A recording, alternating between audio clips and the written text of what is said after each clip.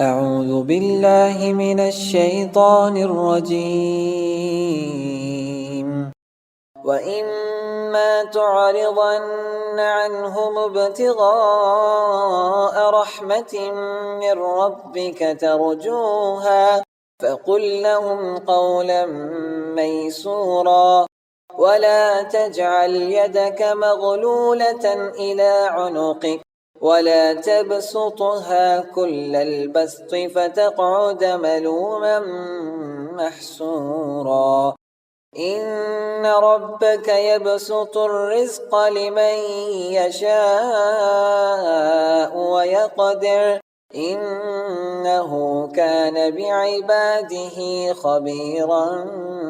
بصيرا